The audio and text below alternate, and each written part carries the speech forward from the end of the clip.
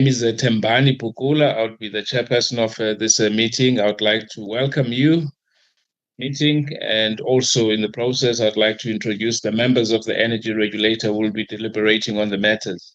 I will start with the Deputy Chairperson of the Energy Regulator, Ms. Zandile Mpungose. Ms. Mpungose, please greet. Good morning, members of the Energy Regulator and members of the public who have joined our session through live streaming platforms. Thank you. Thank you, Ms. Mpungose. Next, it will be the CEO of NESA, Advocate Sithole. Good morning, Chairperson, members of NESA personnel, and everyone who's joined us for this particular meeting. Thank you, Chair. Thank you, Advocate Sithole. I then have the Chairperson of the Audit and Risk Committee and the member of various committees, Ms. Zaketi Sbia. Good morning, Chair. Good morning, ER members and the staff members of the regulator and all the public who are joining us on this platform. Thank you, Chair. Thank you, Ms. Sbia. We also have the regulator member primarily responsible for piped gas regulation as well as electricity regulation at NESA, Ms. Nomfundo Masetti. Good morning, Chairperson. Good morning to the members and staff, and good morning to the members of the public that are observing today's proceedings. Thank you. Thank you, Ms. Masetti. We have the Chairperson of our IT Governance Committee, Mr. Fungai Sibanda. Mr. Sibanda. Good morning, Chair. Good morning, NESA colleagues, and good morning to members of the public. Thank you. Thank you. We also have the Chairperson of the Finance Committee, Mr. Tembega Simane.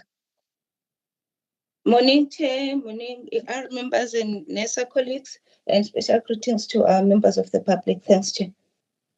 Thank you. And finally, we have the regulator member primarily responsible for petroleum pipelines at regulation at NESA, Mr. Muzubugile Mkhize.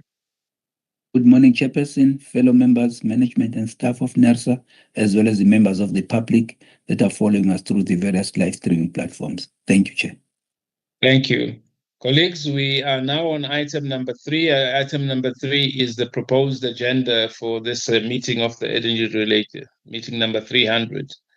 May I check if members would like to make any corrections, amendments, or deletions onto this agenda? Please indicate by raising your hand.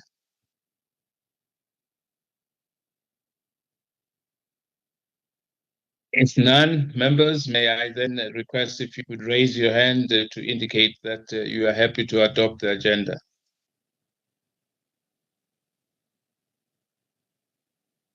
But Ms. Bia, Mr. Mkhize, Ms. Masetti, Ms. Mpungose, Mr. Sibanda, Ms. Semane, and Advocate Sithole. Thank you. We will then adopt the agenda. We will then go to item number 4, which is the declaration of interest on regulatory matters. If there's a member who has an interest to declare, may you please indicate by raising your hand if you have a verbal declaration. Mr. Bia, I see your hand, but I'm assuming it's the old one. Apologies, Chair. It is an old one. I don't know what's wrong with my machine. It doesn't want to lower it, but I will figure it out. We'll get Faye to do that. Thank you. May I also just, for me, indicate that I am not conflicted in items 7.2, 7.3, 7.5, 7.6, and 7.7. But it is the standard procedure, and as we've already seen in some of the court papers that have been signed, that members are quoted as to what they say.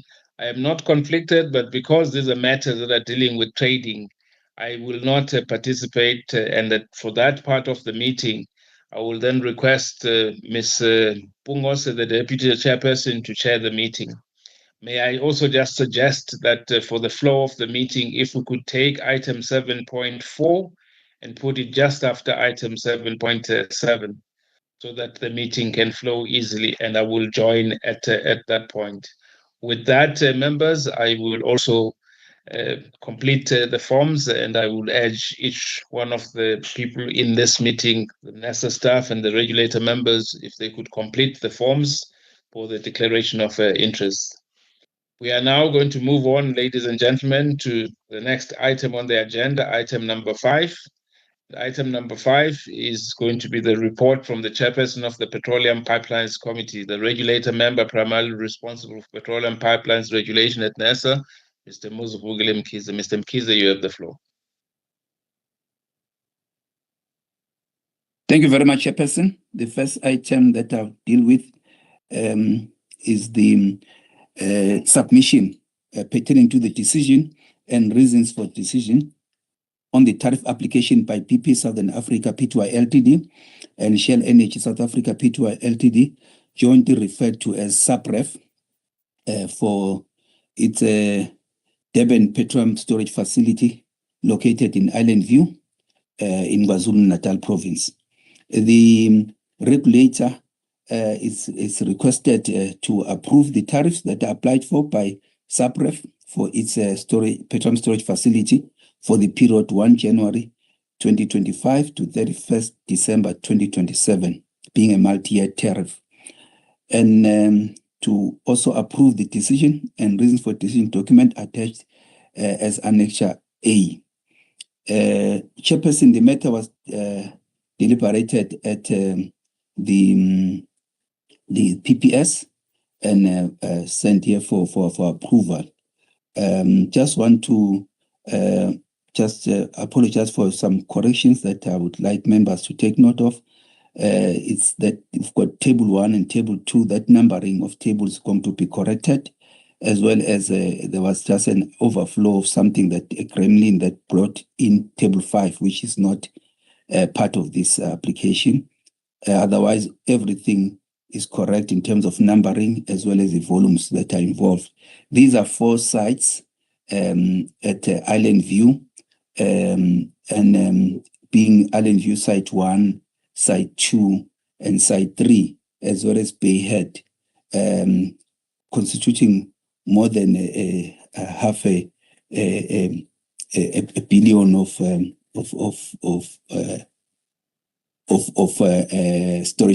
storage capacity in cubic meters at in cubic meters being translated into liters. So it's very huge in terms of its contribution to storage in the country. Hence, you would note that the figures that are presented there are high, but just also to note, Chairperson, as outlined on under 4.3, that this was one of those applications or licenses where the operating license was issued as pertaining to a system that comprised pipelines and storage facilities, because it was already operational, and in terms of the Act, it was already deemed to be licensed. And then that had to be corrected because there was a problem in terms of getting to a tariff. This is the first tariff that they've applied for from their side, and it is presented on also as part of it outlined also in the recommendation. In terms of the volumes that are outlined, you note on page 9, 10, where the regression analysis of volume projections is also presented. And also when one compares this facility to peers, it is doing well in terms of the capacity turns per month. And then in terms of the what they've applied for, being in 2025, 23.34 cents per liter, and in 2026, 23.58 cents per liter, and 2027 being 22.94 cents per liter. The calculations are shown on table 11, what they've applied for and what NERSA's calculations came out as illustrated there. the differences being very small and the differences being also provided. So I will just go straight then to the recommendation, which is states that the ER is requested to approve the tariff of 23.34 cents per litre, 23.5 cents per litre, and then 22.94 cents per litre for the 2025 financial year, 2026 financial year, and 2027 financial year, respectively, which is applied for by SAPREF for its petrol storage facility located in Allenview, Durban, in KwaZulu-Natal province, as well as the approval of the decision and reasons for the document, which is attached as Annexure A. I will stop there, Chairperson, and will take questions, if any. Thank you. Thank you very much, Mr. Mkize, for the presentation of the submission. Members of the Energy Regulator, are there any questions, comments, or enhancements that you would want to be considered before we go to the recommendations as read out?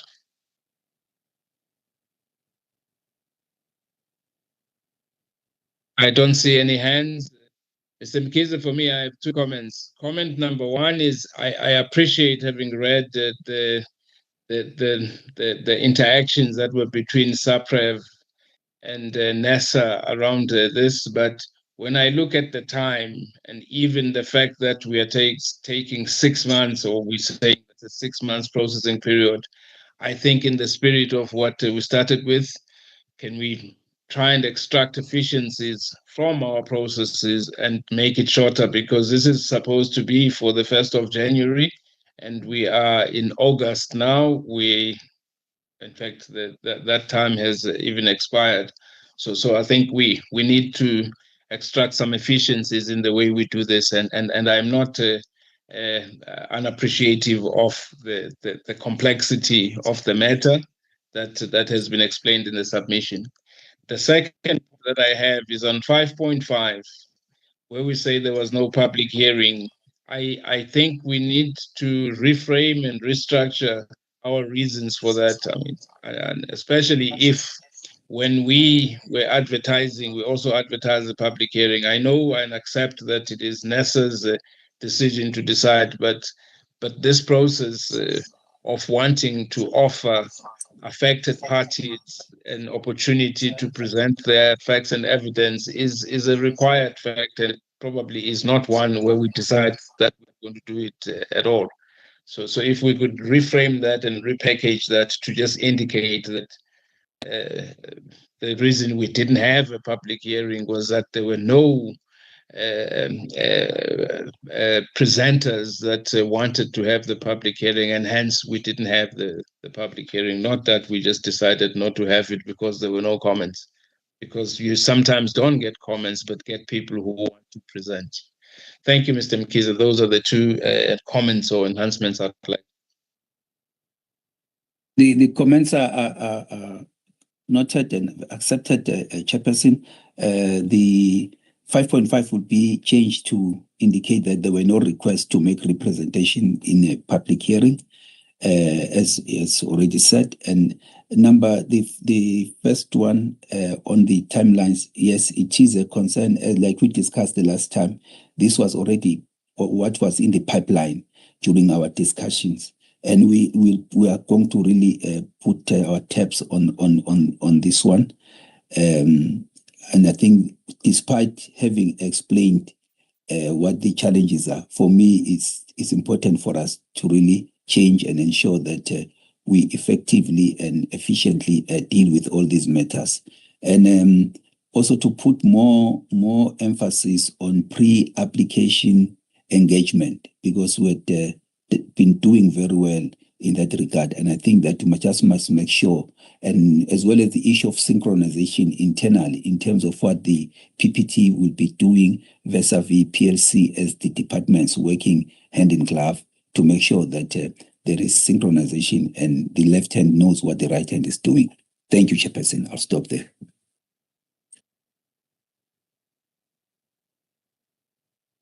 Thank you, Mr. Mkize. Members, Mr. Mkize had read out the recommendations, and that last paragraph of the submission, may you please indicate by raising your hands if you're in support of approving those recommendations.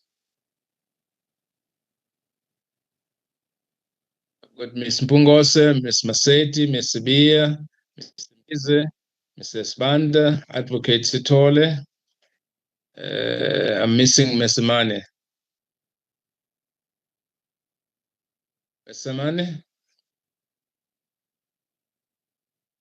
If you could check Faye with the connection of Mr. Mr. Mkhize, we can move on to item number 5.2. Thank you very much, Chairperson. 5.2 is the minutes of the previous meetings of PPS, which is meeting number 195 of the 4th of June 2025. I take the matter as read and will not want to highlight any specific matter or subject from these minutes. I stand ready to take any questions that my members might have. Thank you. Thank you, Mr. Mkhize. Members of the Energy Regulator, any questions, comments, or points that you would like Mr. Mkhize to clarify on the minutes? I see no hands. And may I then request members if you could indicate by raising your hands that you are happy to note the minutes of the Petroleum Pipelines Subcommittee. Got Ms. Maseti, Ms. Samane, Mr. Mkhize, Mrs. Banda, Ms. Beer, Advocate Sitole, and Ms. Mpungose. Thank you. The minutes are noted. Ladies and gentlemen, we are then going to move on to the next item on the agenda. This is now item number 6. This is the report from the chairperson of the Piped Gas Subcommittee, Ms. Mfundo Maseti. Ms. Maseti, you have the floor. Thank you, Chairperson, for the opportunity. Chairperson, I just put a note on the chat just in case my convene is causing problems, so it keeps disconnecting me from the meeting on both devices, just in case, Chair. Chairperson, the report that I'm going to present is the report of the Pipe Gas Subcommittee on the application that was submitted by Egoli Gas Pty Ltd for the maximum price of gas for the period starting March 2025 until 28 April 2026. I must say that this application was submitted to the Energy Regulator on 8 April 2025, meaning that this licensee did not submit 4 months before the expiry of the previously approved maximum price. And also it has submitted it after the end of its financial year, 2 months after the end of its financial year. So there were a bit of challenges, but the team has worked on that. Chairperson, in terms of this application, there are 2 components of it. The applicant is requesting that the Energy Regulator approves a maximum price for 2 categories of its customers. One, the maximum price that must be charged for the end users of gas.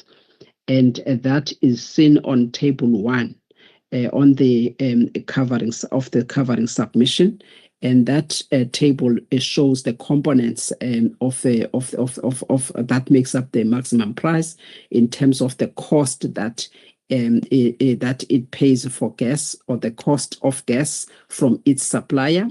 It is confidential, and then what are the assets that they utilize for trading this gas. That is also noted there. And then there is a profit component that is allowed in terms of regulation 4, sub 4 of the pipe gas regulations. And that also is confidential. However, excuse me. However, the maximum price itself, it's about 151 rands, 14 cents per gigajoule per annum. Then table 2, Chairperson, this is the second component. It has also applied for a maximum price that it will use to charge other traders or those that buy from it for purposes of selling further to their customers. And on the same chairperson, we have the same components. The only difference there is that there is a sort of a discount to arrive at the maximum price of 143 rands 38 cents per gigajoule, and that is in terms of what is prescribed in the methodology, being a 5% discount. Chairperson, that's just one thing to be noted by the members on this submission is the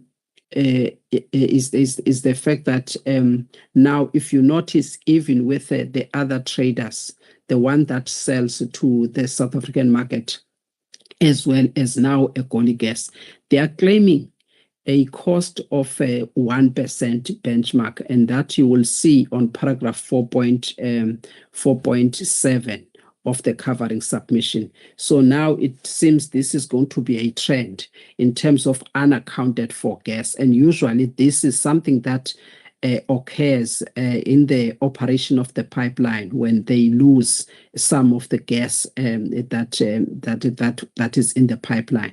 So this is something that the subcommittee needs to look at carefully, and it will advise at an appropriate time whether these really are costs that must be recovered from the customers, number one. Number two, whether traders that do not operate the pipeline should be recovering this cost in any event. So it needs to be justified, but for purposes of this, we had stated that this will be subject to a clawback. We've stated that, and that is because the reason we are allowing it is because it has been allowed for the supplier of this applicant. So this applicant then is trying to recover that cost. So it's important that we look at it carefully. Chairperson, I've just checked the team, and I will ask them to come come in here. Just for purposes of checking table 2, because I've checked, but I couldn't see the error there on table 2. So I had asked Ms. Magoda to just assist me as I picked up, as there might be something that we need to look into. But for now, Chairperson, she will come back later. But for now, I would like to request the energy regulator to approve the 2 maximum prices that Egoli Gas applied for. One is 151 14 cents per gigajoule for end users, and then the second one is the 143 rands 58 cents per gigajoule to other traders or resellers. And then secondly, this price excludes VAT. And then thirdly, this price must comply with Section 22 of the Gas Act, which is the differential prices that are applicable to customer categories, and that the price is effective on the date on which the energy regulator has taken the decision, and that this price will remain until the new price is approved by the energy regulator. Thank you, Chairperson. Thank you very much, Ms. Maseti. Ms. Maseti, may I also indicate that table 2 is correct. I think it is the lines that cross over, the ones that scratch out that made a 6 to look like an 8, but table 2 is correct. Thank you, Ms. Maseti. Members, we have a submission in front of us and an explanation that was given by Ms. Maseti of the misalignment and well as the late application. Any questions, comments?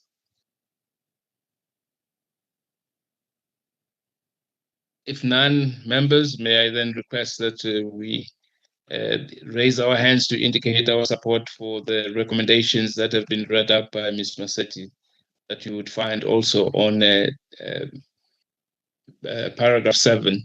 I've got Mr. Mkhize, Ms. Semane, Ms. Mbungose, Mr. Spanda, Advocate Zitole, Ms. Beer, and Ms. Maseti. Thank you. 6.1 is approved. Ms. Maseti, you can take us to 6.2.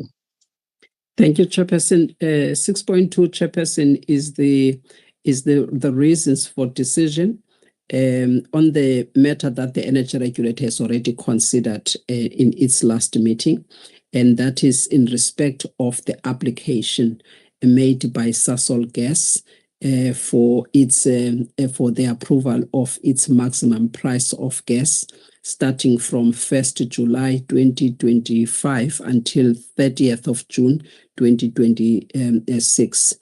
Chairperson, in terms of that decision, the energy regulator, or that decision entailed not only the maximum price, but also the clawback, and the energy regulator disallowed the clawback for due to certain information that was not contained, which information was critical in terms of considering the clawback. Then also, Chairperson, if you can just take note of paragraph 4.3, although it needs to be rephrased, but what we're trying to communicate there is that the reasons for decision could not be submitted at the same time as the decision itself, reason being that it was important that Sasol Gas gets the decision by the 1st of July 2025 so that it is able to implement the price. Hence we are getting the decision 30 days later. Chairperson, the other thing that was considered by the regulator is just the adjustment on the trading cost from what Sasol Gas has used just to take out the component that deals with the clawback. And then the price itself that was then approved by the energy regulator is 89 rands 55 per gigajoule for end users, and then Sasol Gas applied a 5% discount as per the methodology, and then the price to other traders of gas who buy from it will be subjected to a maximum price of 85 rands 7 cents per gigajoule. Chairperson, we are requesting the energy regulator to approve these reasons for decision. Thank you, Chair. Thank you, Ms. Massetti. Members of the energy regulator, there are reasons for in front of us, and the reasons given for why they are 30 days behind the decision. Any questions, comments, or points to be clarified? Please indicate by raising your hand. If none, members, may I then take you to the submission? The recommendations is that the regulator approves the reasons for the decision on Sasol Gas application for the maximum price for the period 1 July to 30 June 2026. Please indicate your support by raising the hands. Ms. Massetti, Ms. Samane, Mr. Mkhize, Advocate Tole, Mr. Spanda, Mr. Bia, and Mr. Pungo. So thank you. We are done with item 6.2. It's been approved, and 6.3 is the minutes. Ms. Massetti, any items you'd like to flag on the minutes? Nothing to highlight on the minutes, Chairperson. I will take questions, and these are minutes for the record. These are minutes of the meeting held on 15 May 2025, as well as 5 June 2025. They are here for noting, Chairperson. Thank you. Thank you. Members, any questions, points to be clarified on these minutes, please indicate by raising your hand. If none, members, may you also indicate by raising your hand that you're in support of noting these minutes. I've got Mr. Mkhize, Ms. Massetti, Advocate Tole, Ms. Samane, Ms. Bia, Mr. Spanda, and Ms. Mbungose. Thank you. The minutes are noted. We are now going to move on to the next item of the agenda. This is also going to be done by the chairperson of the Electricity Subcommittee, Ms. Massetti. Ms. Massetti, please take us through, and please remember, Ms. Massetti, that at item 7. I think you'll take us to 7.1, although there are many applications, but after that, I will then give over to Ms. Bungose. I will recuse myself, and Faye will call me when you have done item 7.2. 7.3, 7.5, 7.6, and 7.7. Thank you, Chairperson. Thank you, Chairperson. Chairperson, these applications are arising from bid window 7 procurement process for about 7 renewable energy independent power producers procurement program. So these are preferred bidders from that procurement process, and now they're before us for licensing. And what we are requested to do is to approve the licenses to operate generation facilities for the 8 preferred bidders, and also to approve 6 of the preferred bidders for the battery energy storage independent power producers. And for the battery storage, the BESS, it is bid window 2. Now, Chairperson, in terms of the applicants here, just for the record, we've got Onderstepoort, because they're all similar, Chairperson. And then we've got Palladium, we've got Vanadium, we've got Copper Solar, we've got Highveld Solar, we've got Onderstepoort Solar 2. The first one was 1. And then we've got Sianda Solar Power, and then also Middlebend. If I were to then just take the members through, and those are just for the operation of the generation facilities. These applications, Chairperson, were announced by the Minister on 23 December 2024, the 8 bidders or preferred bidders. And these are for solar PV projects. And the total capacity of all of these 8, they make up 1,760 megawatts. So that's additional capacity through the licensing of these bidders for the generation. Chairperson, the application was assessed in terms of the Electricity Regulation Act, also in terms of Section 11. And the team was satisfied that the applications comply with the requirements. And also NERSA did embark on a compulsory consultation process for the applications themselves, and inviting the public to submit any relevant information the regulator needs to take into account before it takes the decision on this matter. And that was on 6 June 2025, following the notices on 2 May 2025. Chairperson, there are 2 remaining projects. That is, GNFA Energy Pty Ltd and Boitekong battery storage that were not advertised as part of these projects, and they are also excluded from this submission. I think that is just for information also to the stakeholders who may have expected those to be part of the applications that are considered by the regulator today. With that, Chairperson, also with regards to the BESS applications, the same process was followed, and nothing else to emphasize there, Chair. In terms of the matter being deliberated by the subcommittee, the electricity subcommittee, all that was requested during the deliberations was to verify that the tariff units in the pricing table are accurate for the BESS part as well as the solar. And that was done by the team, and they were also corrected. For the decision today, Chair, it is then recommended by the subcommittee that the energy regulator approves the issuance of licenses to operate generation facilities to the IPPs that are listed in Table 1 above. I've already read them on record, Chair. And then secondly, to approve the tariffs between each IPP and NTCSA as shown in Table 1, the very same table, Chair. And also to note the PPAs between the IPP that are listed in Table 1 as well as NTCSA. Lastly, Chairperson, to approve the draft reasons for decision is attached on the appendices. It's a number of them, Chairperson, but for the record, the members can just refer to paragraph 6.1.4. Thank you very much, Chair. Thank you very much, Ms. Massetti, for the introduction of this matter. Members of the Energy Regulator, we have a submission in front of us. Any questions, comments, points that you would want Ms. Massetti to clarify?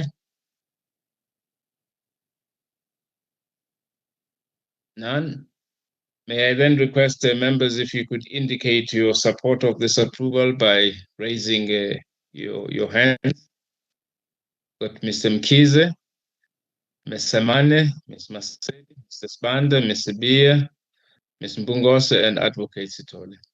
The submission is approved as presented. Ms. Massetti, I am going to then request, because now we are going to, I think, 7.2. I'm going to request that Ms. Mbungose, if you could take over the chairing duty, and I will then recuse myself and leave the meeting, and Faye, when we have done the items that I've declared that I won't participate, not because I have a pecuniary interest, but because I would not want the regulator to be brought into any disrepute.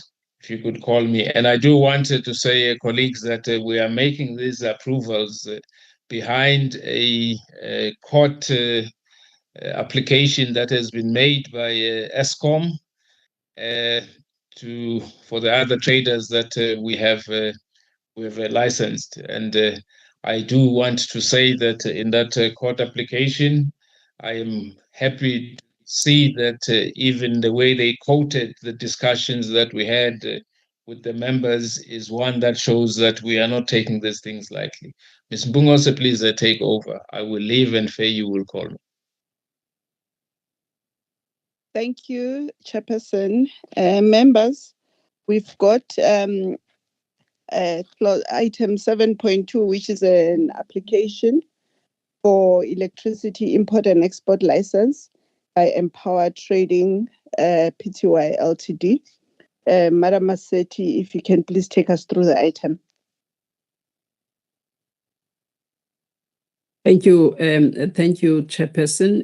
Chairperson, I'm just opening, as I indicated earlier on. I'm just experiencing problems, but I'm opening the submission.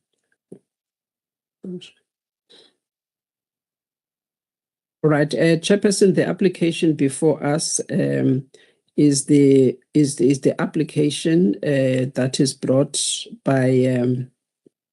I'm a bit struggling, Chair. It kicks me back.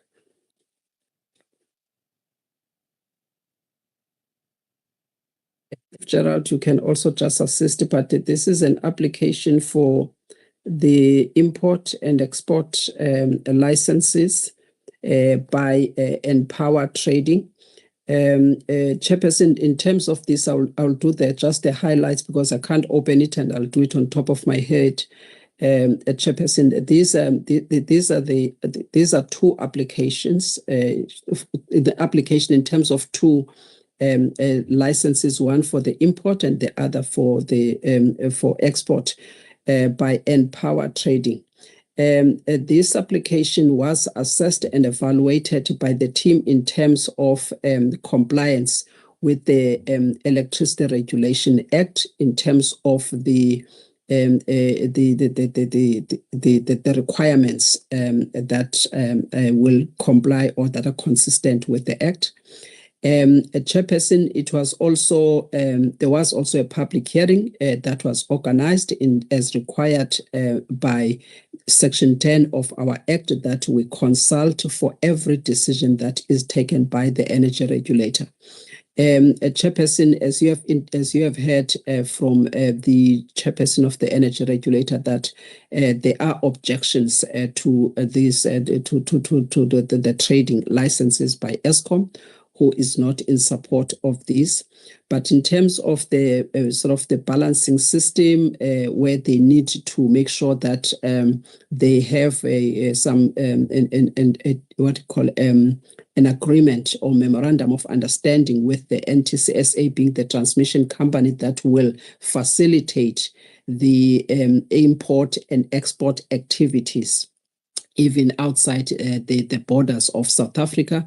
We were satisfied that there were engagements, and NTCSA is on board, and all of those balancing issues will be dealt with through an agreement, so that when NERSA then approves this application, such agreement will then be finalized. Chairperson, the additional information for clarification that was sought during the public hearing, it was submitted by Empower Trading, and before us then for today's decision, we are requesting the energy regulator to approve the Empower Trading's application for import as well as export license. Thank you, Chairperson.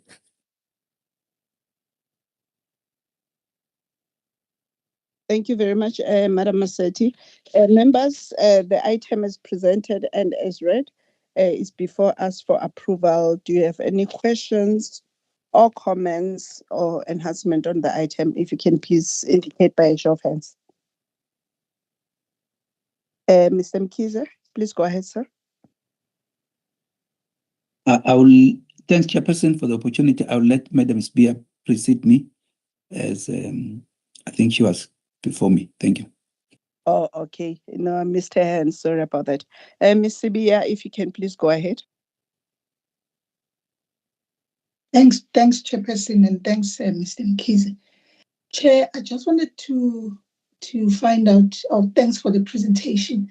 I wanted to find out, with regards to the objection, who is bringing the objection? Because I think I heard that we are saying, is it NTCSA or is it ESCOM?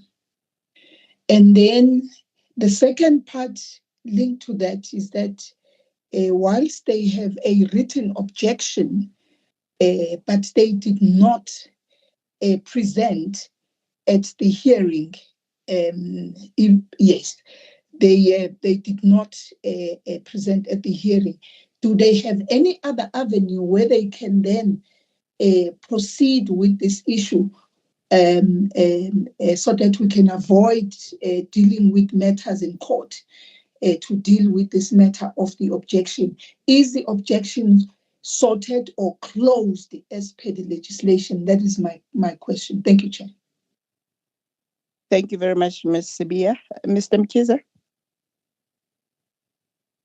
Thank you very much, Chairperson. Thanks, Madam Maseti, for the presentation. I'm a member of the ELS, but I'm just raising this matter to say that I think it will also assist to be very,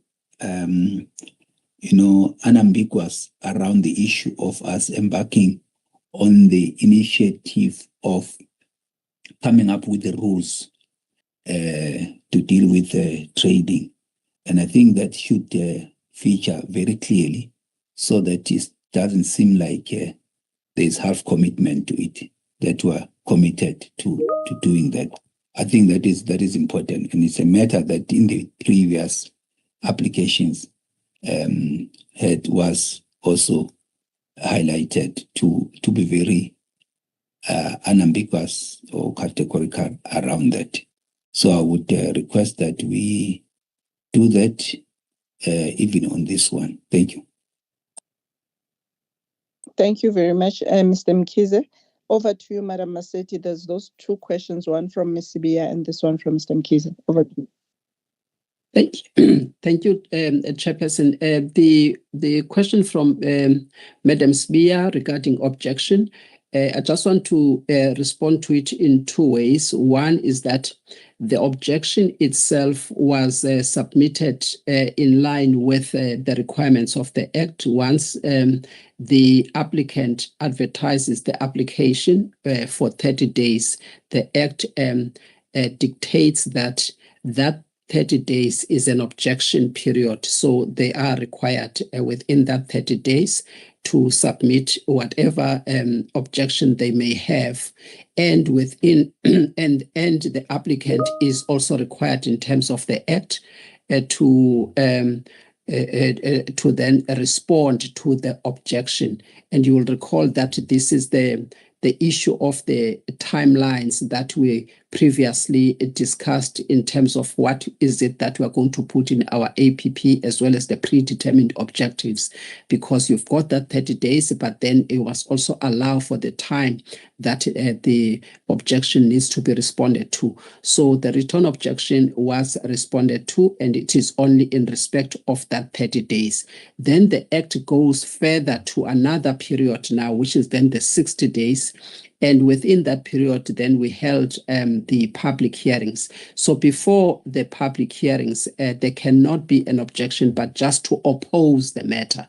So it then declined to come to the public hearing to oppose the matter. And the public hearing is merely the second platform that we have at NERSA for purposes of oral submissions, because the written submissions were already made. ESCOM stands by its written submissions that were made in terms of that 30 days of the objection. So we had taken those written objections from ESCOM into consideration in terms of evaluating the application itself.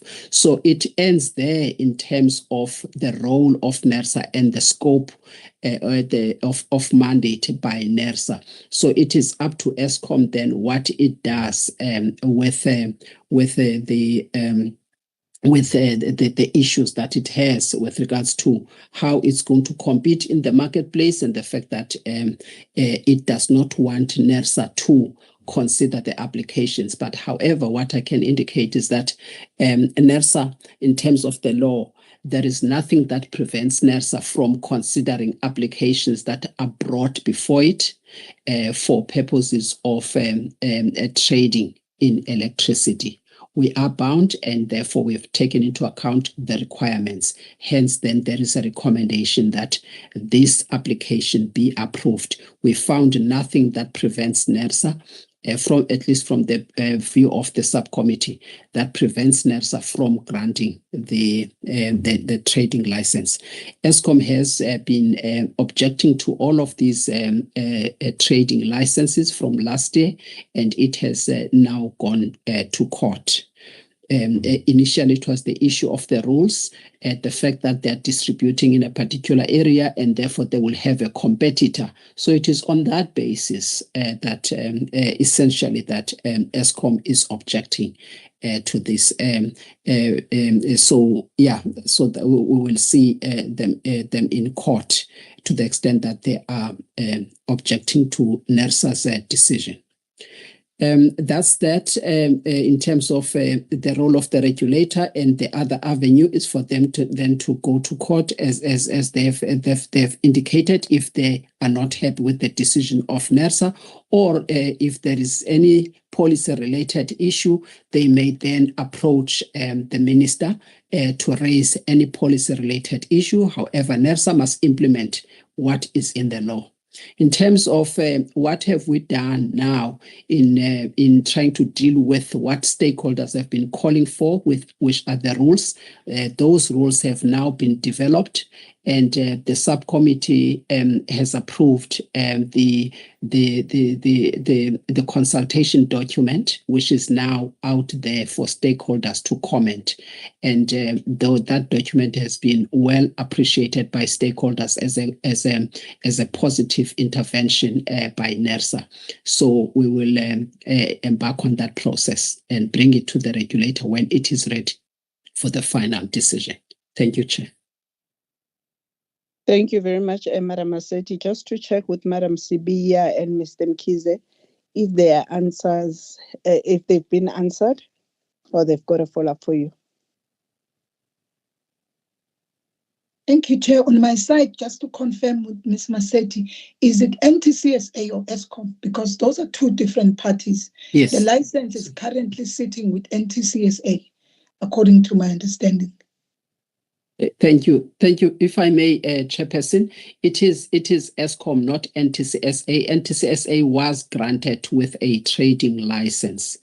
It is not NTCSA that is opposing or objecting to this. It is Eskom, and Eskom is operating a distribution facility and is objecting to the trading licenses being issued. Thank you. Thank you, Madam Maseti. Mr. Mkhize, have you been answered? Yes, I'm covered, but the emphasis for me is to state that where we are with regard to the rules, just to state that aspect from a point of view of it being a matter that was raised in contestation with between NERSA and Eskom. So it is important just to note that, in the decision. Thank you. Thank you, Mr. Mkhize. That is noted. Members, if I can take you to the recommendation is on clause 6. It is recommended that the Energy Regulator 1 approves the Empower Trading Pty Ltd to be issued with a 20-year import and export of electricity license, subject to license conditions imposed. 2, notes the 5-year power supply agreement between Empower Trading Pty Ltd and Lucenfoa Hydropower Pty Ltd. 3, notes the 5-year customer power purchase agreement between Empower Trading Pty Ltd and Boradin Buderey Ltd. 4, notes the tariff in the power supply agreement between Empower Trading Pty Ltd and Lucenfoa Hydropower Pty Ltd. 5, notes the tariff in customer power purchase agreement between Empower Trading Pty Ltd and Boradin Buderey Ltd. And 6, approves the draft decision and draft reasons for decision document. By a show of hands, members, if you're happy to approve as read. Thank you, Madam Maseti. Thank you, Mr. Mkhize. Thank you, Ms. Sibia. Thank you, Mr. Spanda. Thank you, Ms. Simane. Thank you, Advocate Sitole. I'm also happy to approve. Thank you very much. If we can then go on to 7.3, which is the application for electricity import and export license by Solar Tradeco Pty Ltd. Over to you, Ms. Maseti. Thank you, Chairperson. Chairperson, as you've indicated, Solar Trade Co. has filed an application with the Energy Regulator on 12 June 2024. And this application is for the Energy Regulator to authorize that this applicant embarks on import and export of electricity in line with Section 7(1)(b) of the Electricity Regulations Act. I just want to emphasize that this Solar Trade Co. company was specifically established to trade in unallocated power from the solar group through the Southern African power pool. If they can correct that, 4.2 is the Southern African power pool. It's not the South African power pool. So in terms of it being in a position to trade through the SAP itself, it has also applied to SAP to become one of the market participants so that it can be able to trade in that platform and also to sell about 52 megawatts of electricity through the platform itself. Now it has applied to NERSA for NERSA to allow it to import and export electricity. So it will be buying this 52 megawatts of electricity from Springbok Solar Facility, and then it will sell it in that market, the SAP market, the Southern African Power Pool.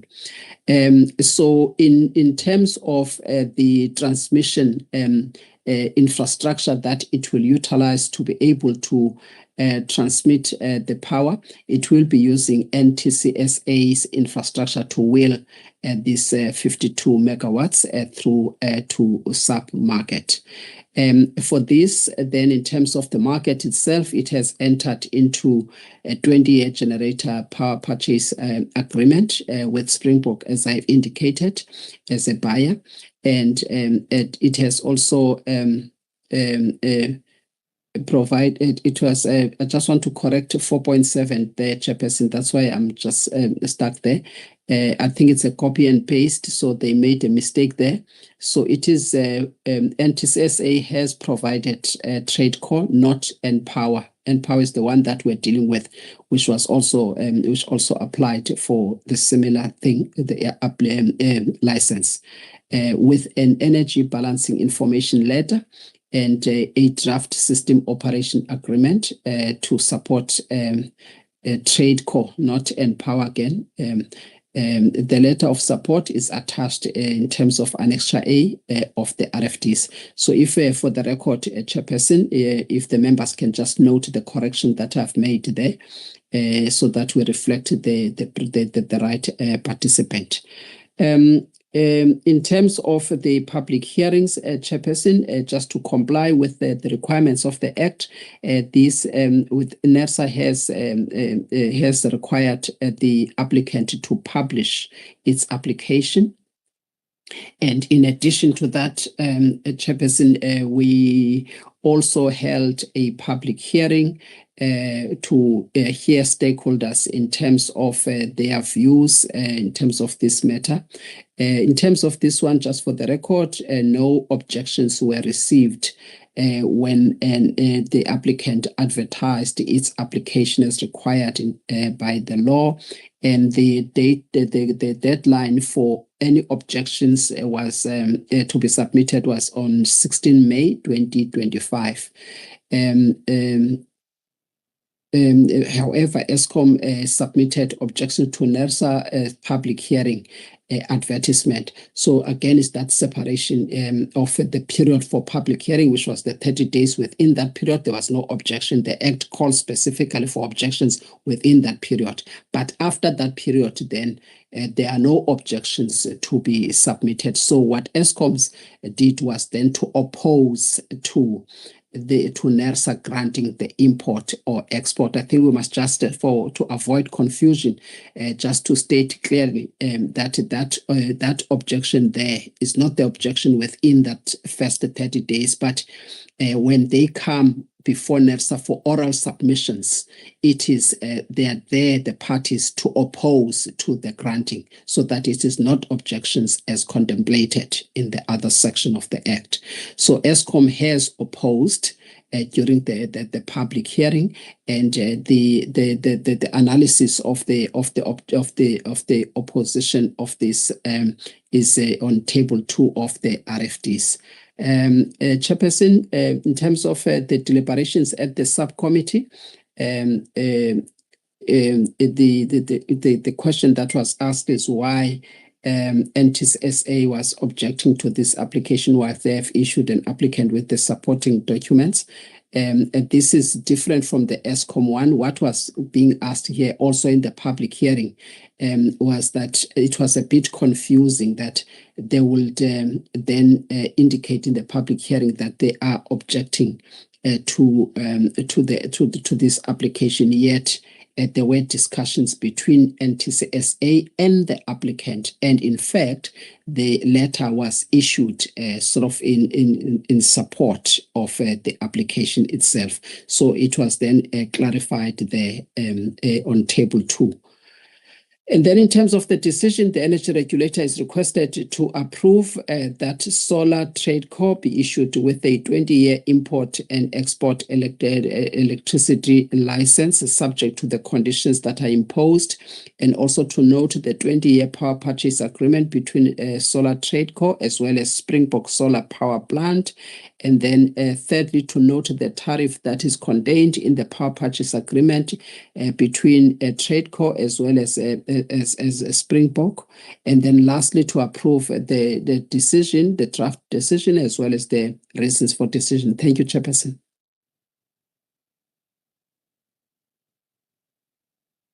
Thank you very much, Madam Maseti. Members, this item is before us for approval. Do you have any questions or comments that you have, or even enhancements for Madam Maseti? By a show of hands, please.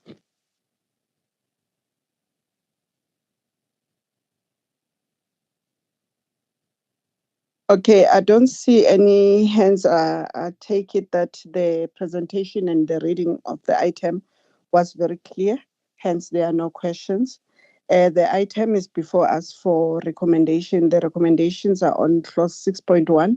It is recommended that the Energy Regulator 1 approves that Solar Trade Co. be issued with a 20-year import and export electricity license, subject to license conditions imposed. 2, notes the 20-year power purchase agreement between Solar Trade Co. Pty Ltd and Springbok Solar Power Plant RF Pty Ltd. 3, notes the tariff in the power purchase agreement between Solar Trade Co. Pty Ltd and Springbok Solar Power Plant RF Pty Ltd. 4, approves the draft decision and draft reasons for decision documents. Members, by a show of hands, please, if we're happy to approve. Thank you, Mr. Spanda. Thank you, Ms. Simane. Thank you, Ms. Sibiya. Thank you, Advocate Sitole. Thank you, Mr. Mkhize. Thank you, Ms. Maseti. I'm also happy to approve. Thank you, members. If we then can go to 7.5, which is the application for an electricity trading license by Energy Markets SA, Pty Ltd.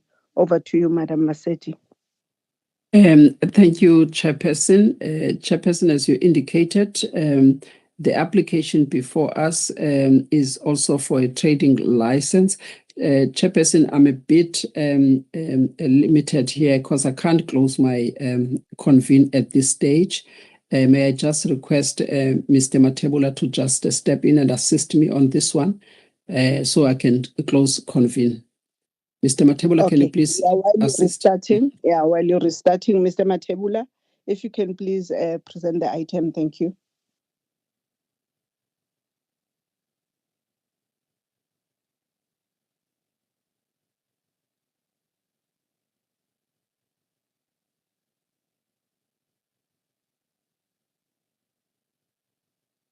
Can we ask Mr. Mkhize if there's... Are you in a position to assist?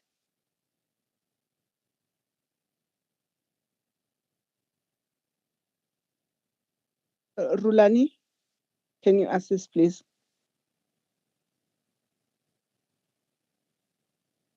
In the meantime, Ms. Maseti, if you can just reboot convene while we were waiting for Mr. Mathebula to take over. Yes, that's what I'm doing, Chairperson, and I'm just logging in. Okay.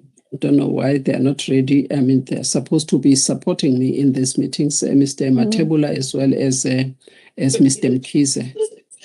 Yeah, Chair, I'm here. Apologies, the environment that I'm in now, have a background noise. So can I request my colleague Tamai to take the members through, please, Chair? Yeah, I'm attending the G20, so there is a bit of a background noise here. I don't think I'll be able to talk. Oh, yes. I forgot. Yes.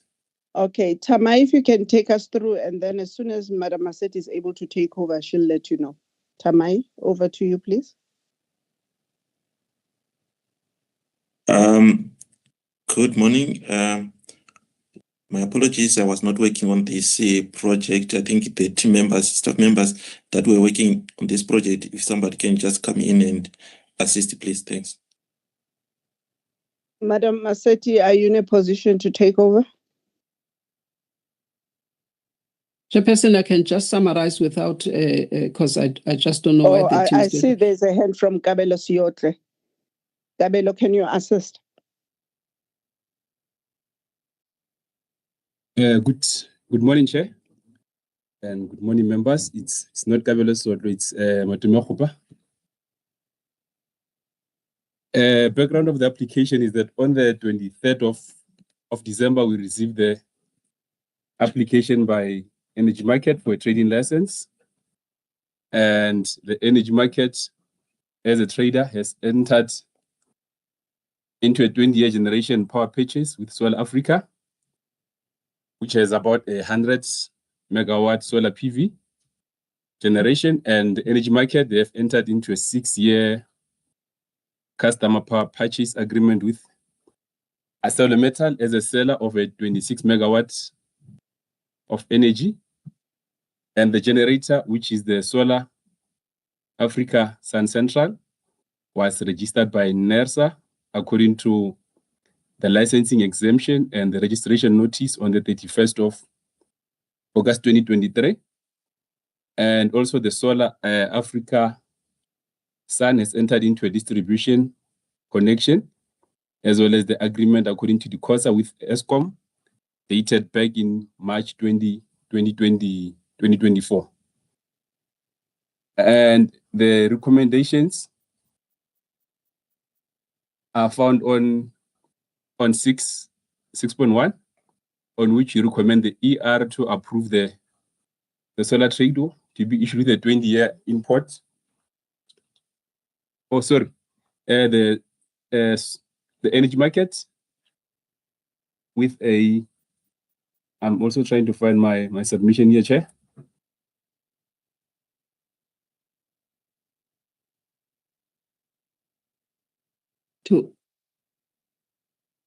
If I may come in, Chairperson, Okay. The request is to issue the to approve that the Energy Market SA be issued with a 20-year trading license to trade in electricity subject to the license conditions. And secondly, to note the 20-year generator power purchase agreement between Energy Market as well as Solar Africa Sun Central 1. Also to note the 6-year customer power purchase agreement between Energy SA and ArcelorMittal SA. To also note the tariff in the customer power purchase agreement between Energy Market SA and ArcelorMittal. To note also the tariff in the generator power purchase agreements between Energy Market and Solar Africa Sun Central 1. Lastly, to approve the reasons for decision. Thank you, Chairperson. My apologies about the earlier problem. Thanks. Thank you, Madam Maseti and team. Members, we've got the item as presented and as read. Do you have any questions or comments or even enhancement that you'd like to bring to our attention? By a show of hands, please. Okay, it does appear as though the item is straightforward. There are no hands. The recommendations have been read by Madam Maseti. Members, if you're happy to approve, can you indicate by a show of hands, please? Thank you, Mr. Spanda. Thank you, Ms. BM. Thank you, Mr. Mkhize. Thank you, Ms. Mane. Thank you, Advocate Sitole. Thank you, Madam Maseti. I'm also happy to approve the item. Thank you very much, colleagues. And if we can then go on to item 7.6, which is an application for an electricity trading license by Lyra Energy Trading, Pty Ltd. The item is before us for approval. Over to you, Madam Maseti. Thank you. Thank you, Chairperson. Chairperson, this is an application by Lyra. It is requesting the energy regulator to grant the trading license And this application was considered by the electricity subcommittee in terms of compliance with the provisions of the Electricity Regulations Act. And also the public hearing was held. The public hearing was held on this one, Chairperson, or advertised, and there were no serious issues that prevent the energy regulator from granting the license as requested. And Chairperson, without wasting the time of the energy regulator, I would like the energy regulator to consider the recommendations of the electricity subcommittee, of which recommendations, Chairperson, are to approve the trading license for Lyra. Thank you very much. Thank you very much. Members, we've got the item as presented. Any comments or questions for Madam Maseti on the Lyra energy trading application? If you can indicate by a show of hands, please. Yes, yes, Mr. Mkhize. Yeah, Ms. just Maseti, your hand is up being as the well. last. Mr. Yeah, Mkhize, just on please this go one ahead. to highlight the fact that as a member of ELS, I do support with that as applicable to all, the issue of emphasizing the progress with regard to the rules. Thank you.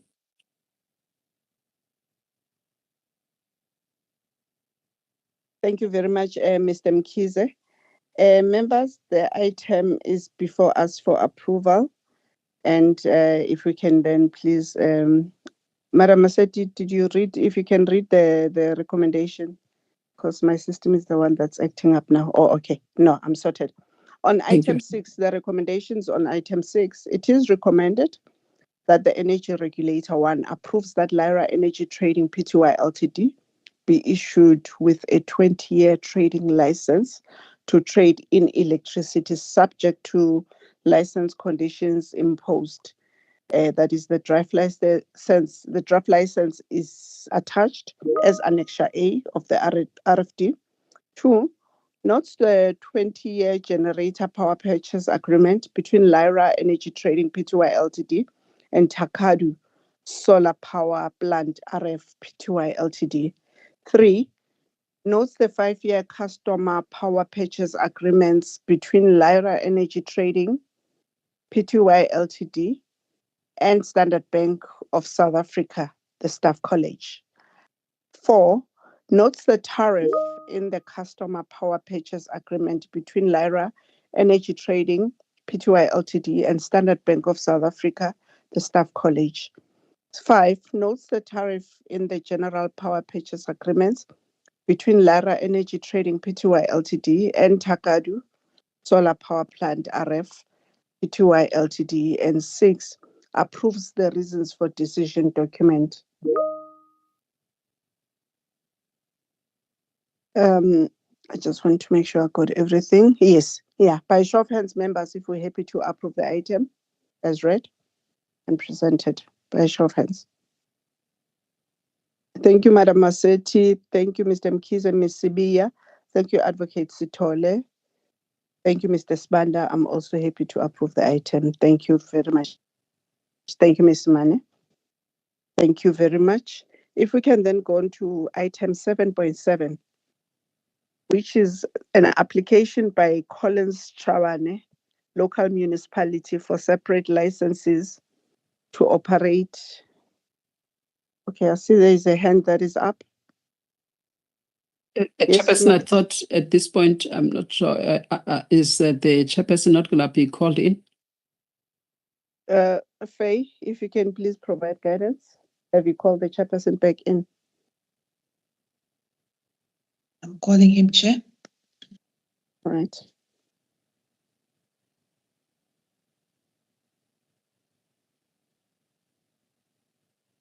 Yeah, Madam Maseti, the reason why I started 7.4, because 7.7, because I realized that it's also for trading. It's an application for separate licenses to operate a distribution facility and for trading. Hence, I decided to go ahead with that as well. Okay, Chair. All right. If you can please then take us through 7.7. Okay, Chair.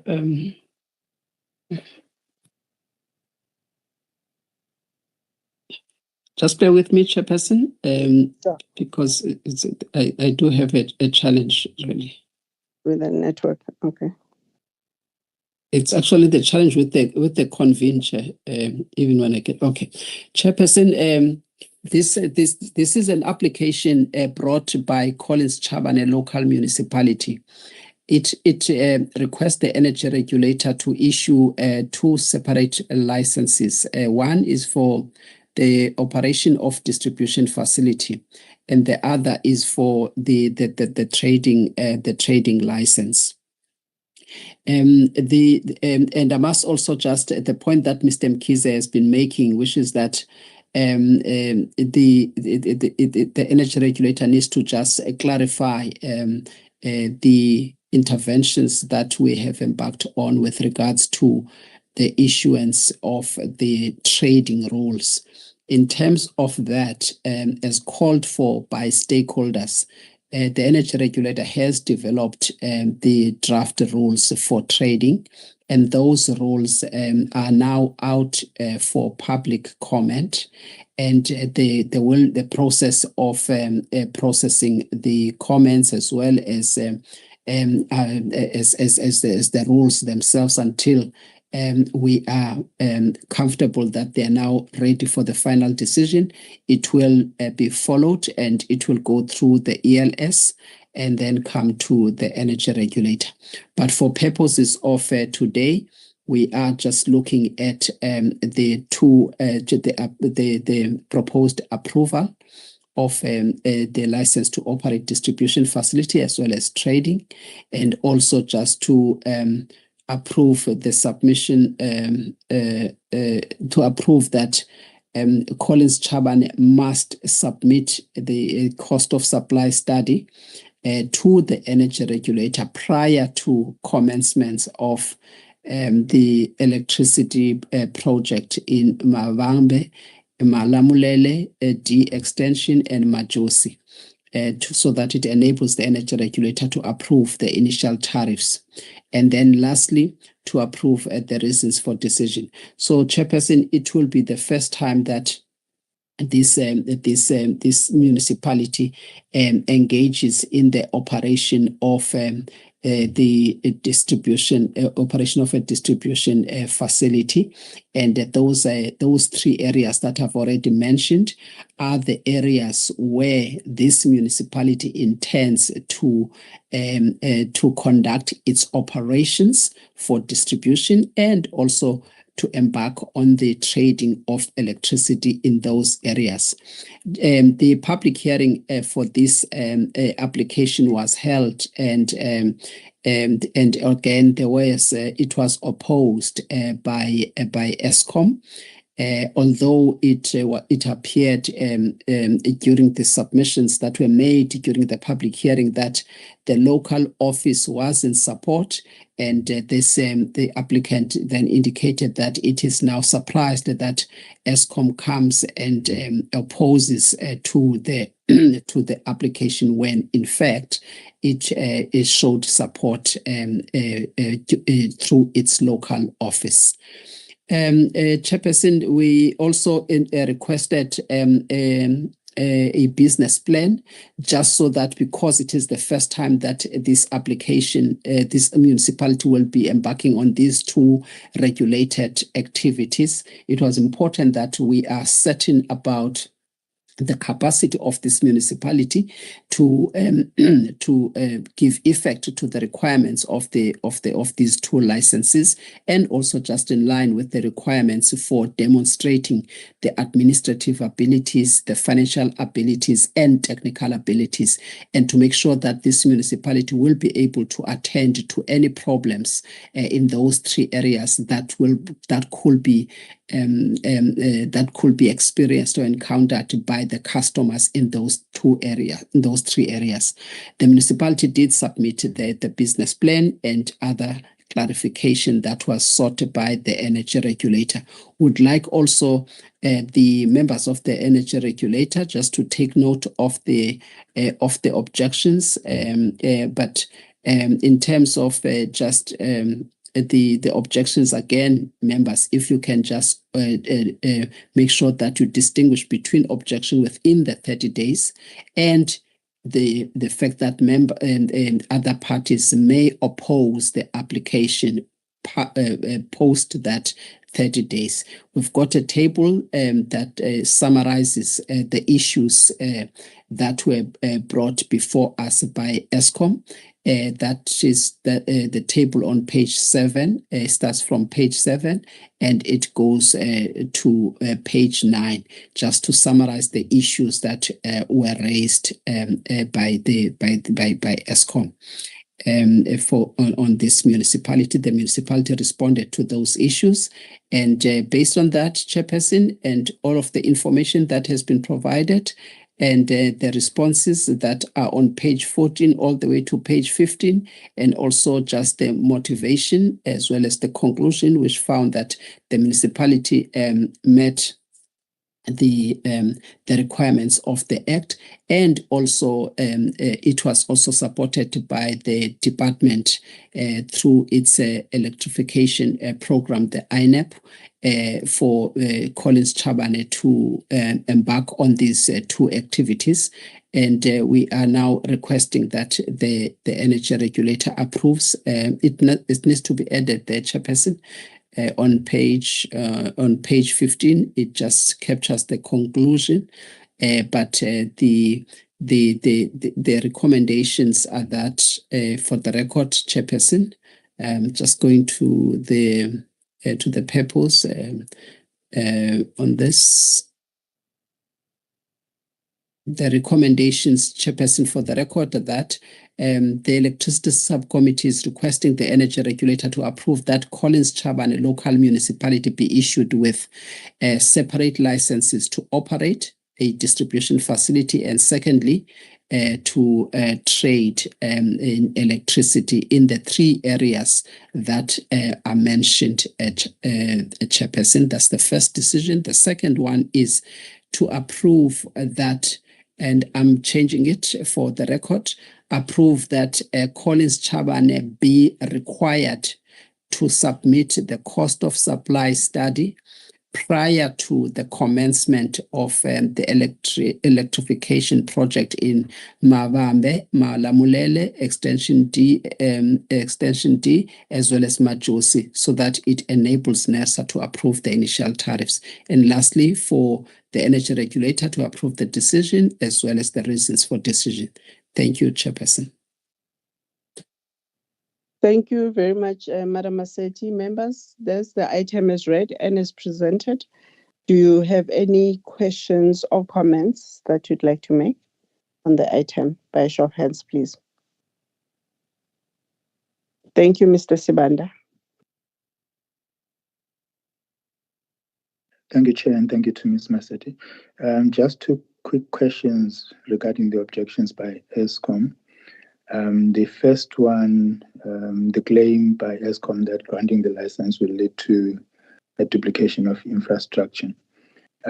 Just wanted to understand, because I understand this is a greenfield area. So is the argument that ESCOM has got infrastructure in nearby areas, and therefore it's going to be easier if it were to connect this area, or does it mean that they do have infrastructure probably traversing that particular area? And then the second question that I have, what is our role insofar as assessing the applicant's technical capabilities and capacity is concerned? Because that was the other issue raised by ESCOM, that the applicant doesn't have the necessary or the requisite technical capacities. Are we required to assess that as the regulator? What is our role? Thank you, Chair. Thank you, Mr. Sibanda. Over to you, Madam Maseti. Thank you, Chairperson. I think it's I will ask the team to step in here because they need to provide practical information in terms of where the infrastructure for ESCOM lies and in terms of these three areas. This was also dealt with extensively during the public hearing. If the member of the team can just step in here just to clarify that question. Thank you.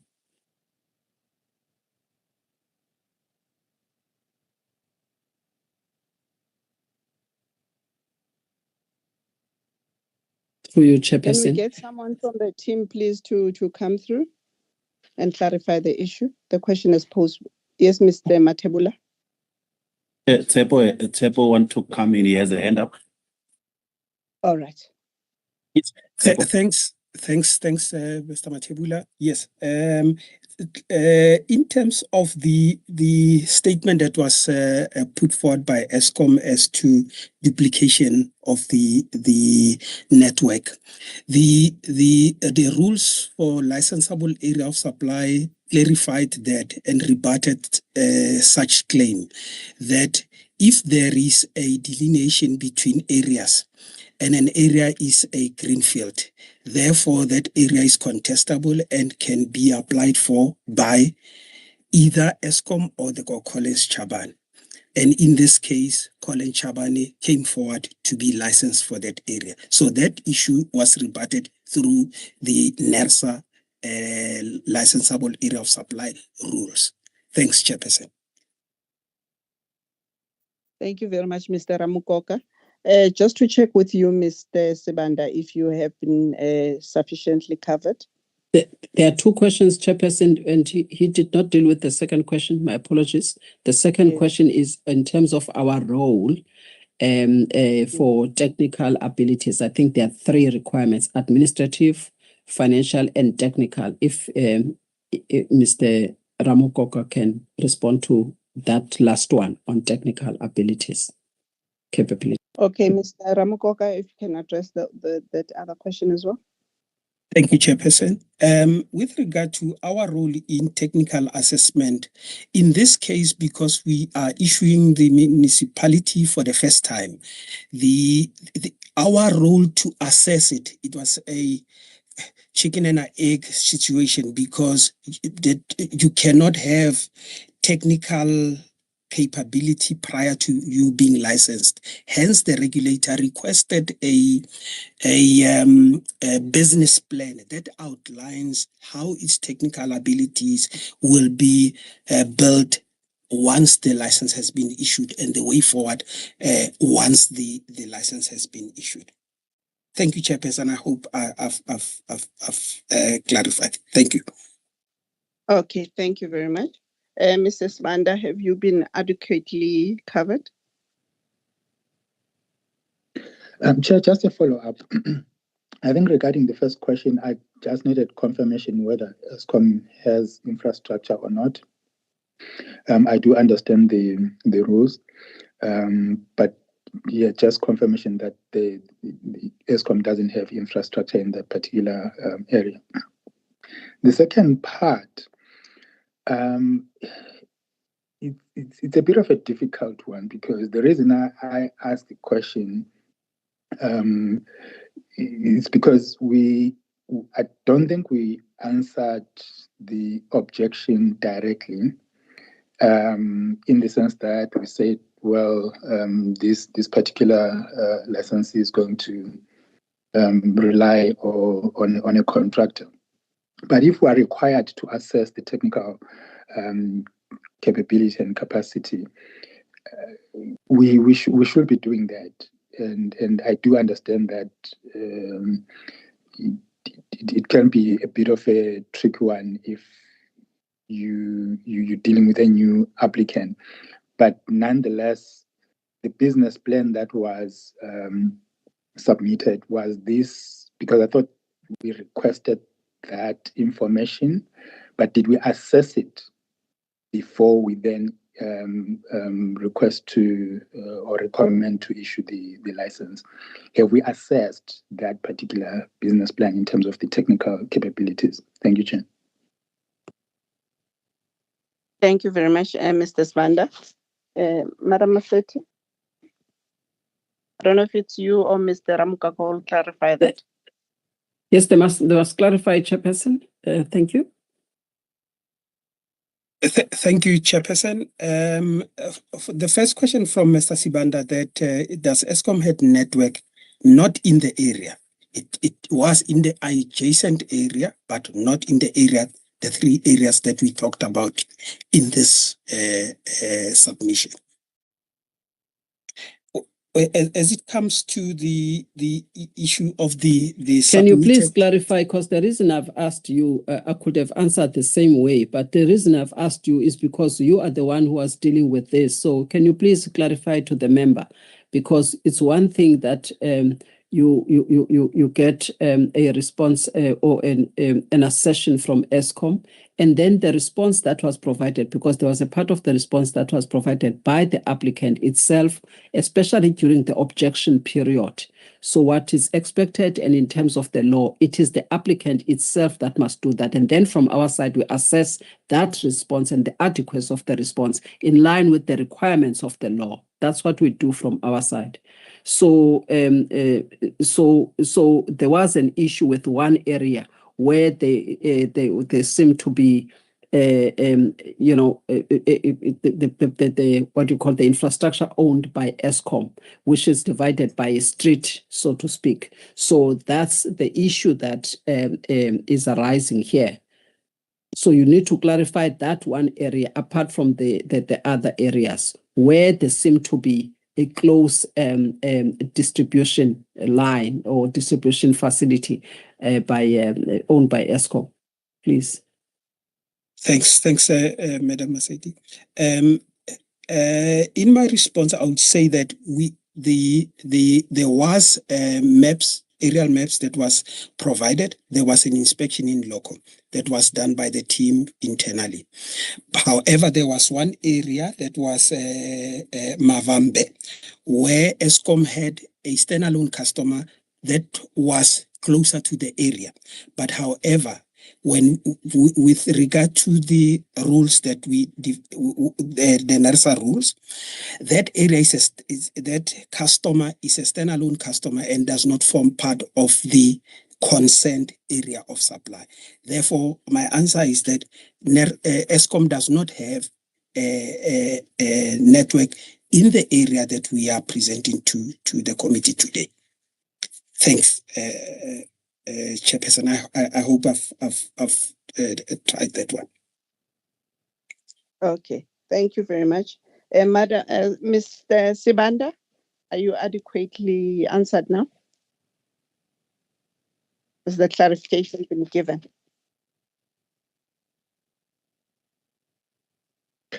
Yeah, Chair, I'm answered regarding the first question. Thanks. Okay, thank you very much. Okay. With regards to the Chair, with regards to the second question, Mr. Sibanda, this municipality is supported financially through the INEP, and it has also indicated that in terms of the plans, in terms of getting the engineers and all of that, and that is part of its submission. That it will be in a position to give effect to the requirements of operating a distribution facility and be able to also attend to the needs of the customers in the area. And it has put financial resources, but it will also make sure that it appoints people with the requisite expertise to assist it, just like any other operator. And because it is a new entrant in the market, it believes that it cannot be prevented simply because it has never operated a distribution facility before. And for it to be able to do so, it must just have the required resources. And from that viewpoint, then it does meet the technical requirements by ensuring that the requisite expertise and resources are employed. Thank you. Thank you, Ms. Maseti. Ms. Sibanda, I hope that provides clarity to your second question. I'm covered. Thank you very much. Thank you very much. Members, the item is before us for approval. The recommendation has been read by Madam Maseti when she was presenting. It's on clause 6. Yes. The item is before us for approval. By a show of hands, if you're happy to approve the item. Thank you, Mr. Spanda. Thank you, Ms. Sibia.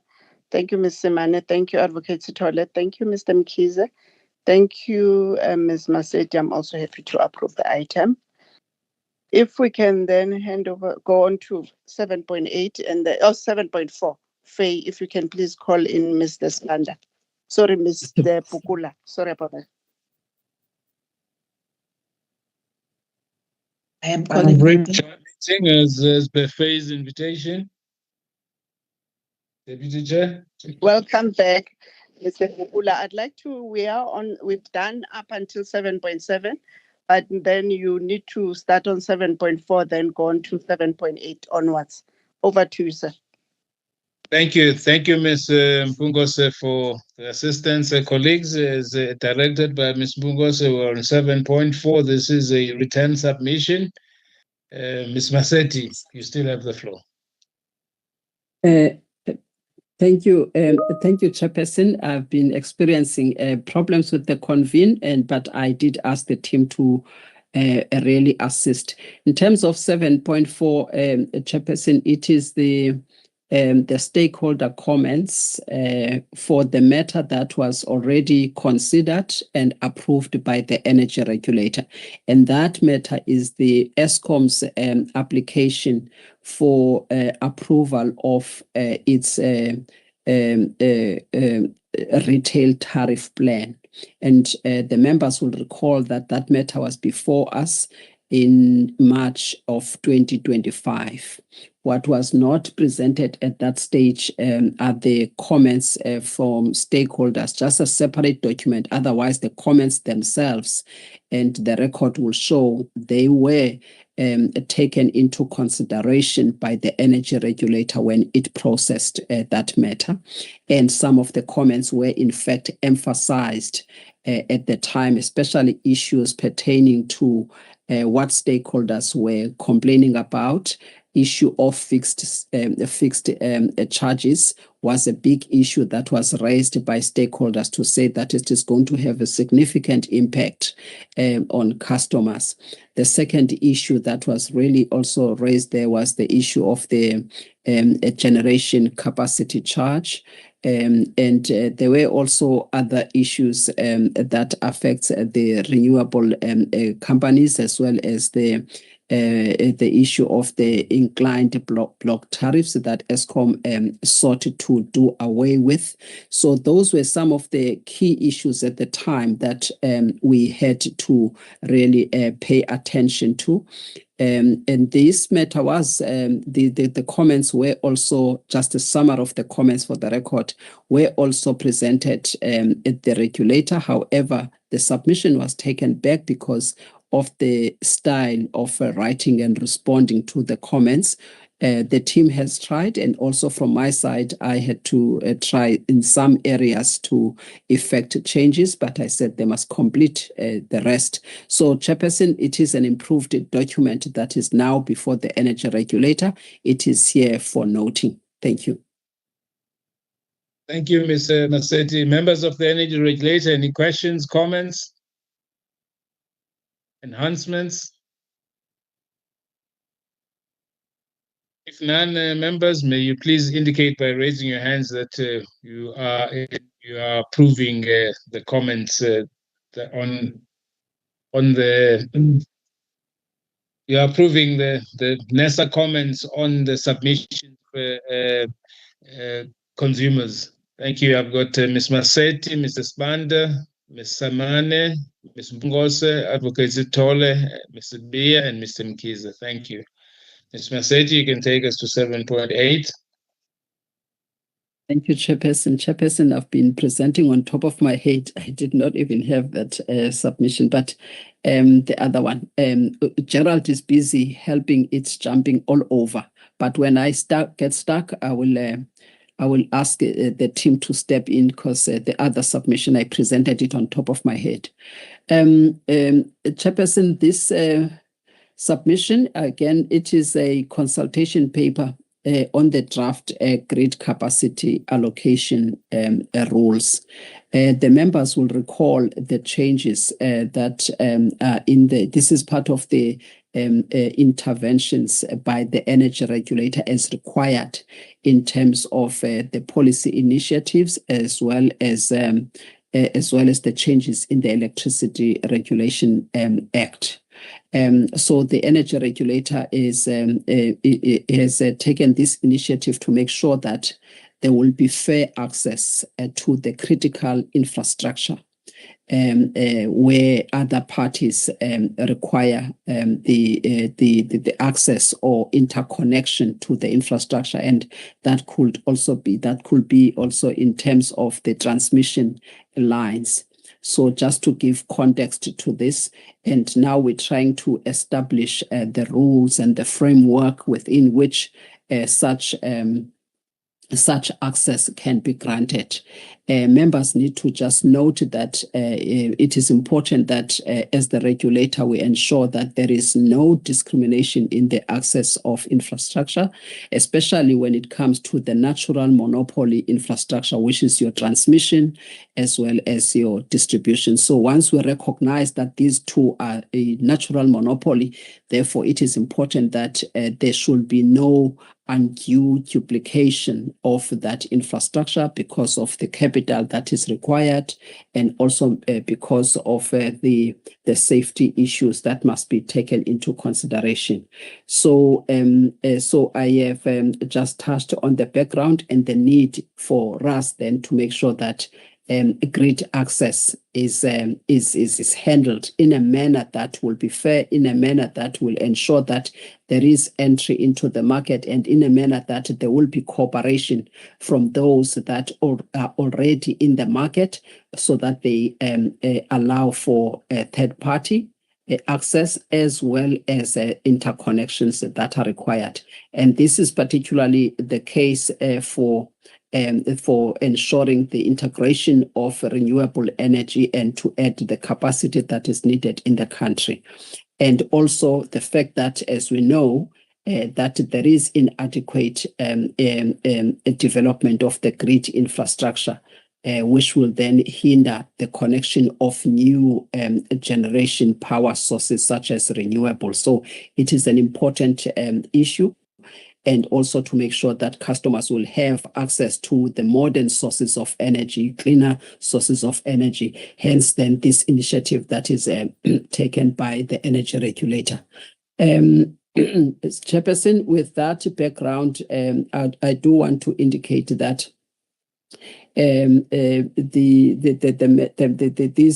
rules had to then be developed, and then on the 27th of June 2025, the electricity subcommittee through a round robin took a decision to approve the publication of the consultation paper on the draft grid capacity allocation rules.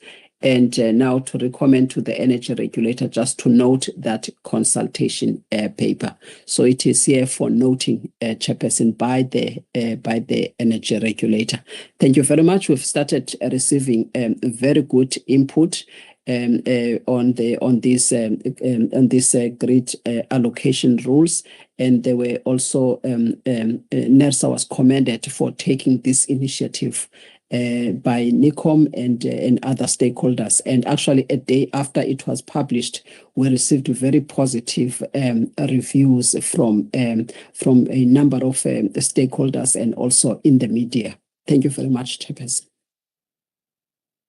Thank you very much, Ms. Massetti, for the introduction of the subject. And it is a matter that really is in line with the work that we have to do. I mean, there's been many complaints in the industry, and I think this was one of those that quelled those complaints. And the structure of the consultation was also very acceptable and well received by commentators. But that doesn't stop the members from raising points or questions of clarity. Members, the submission is open to the floor for discussion. Please indicate by raising your hands. I have no hands. Okay, I've got Mr. Mkhize. Yes. Thanks, Chairperson. This is just a thought, me thinking aloud. I know it could be deemed to be a bit operational, but I think it would assist to have some kind of a template where at any given moment we publish what is out there in the public domain for comments, so that the members of the public are kept informed. And when one looks at the issues out there for commenting, that person cannot end up just maybe being glued on one, but is able to look at the other rules or other documents that are out there for commenting on an ongoing basis, being enabled also by ICT. I will leave it at that, Chairperson. Thank you. Mr. Mkhize, CEO, may I request that we formulate that, and I think whatever team that you would be using to ensure that what is out there for public consultation is a nice dashboard where people can be able to see other things. And in Mr. Mkhize's comment comes along the lines that there's a number of documents that we are going to publish. I expect that Mr. Mkhize Jr. and Mr. Matebula and Ms. Masetti will be telling us when, I mean, a new roadmap for the traders' rules, and there would also be for the market operator. So it's a welcome enhancement that Mr. Mkhize is proposing. So if CEO and Ms. Masetti, you would be able to find a way of ensuring that we put this in our dashboard or in the map for all of the consumers. Thank you, Mr. Members. I don't see any other hands. May I then request that if you could indicate your support by raising your hands for, I think this is for noting because it has already been out. We've got Mr. Mkhize, Ms. Masetti, Mr. Sibanda, Advocate Stole, Ms. Mpungose, Ms. B, Ms. Semane. Thank you. We are now going to move on to the last item for the open meeting, which is the minutes of the, I think it's 3 meetings. So Ms. Masetti, if you could indicate points that you would like to amplify from the minutes before we note them.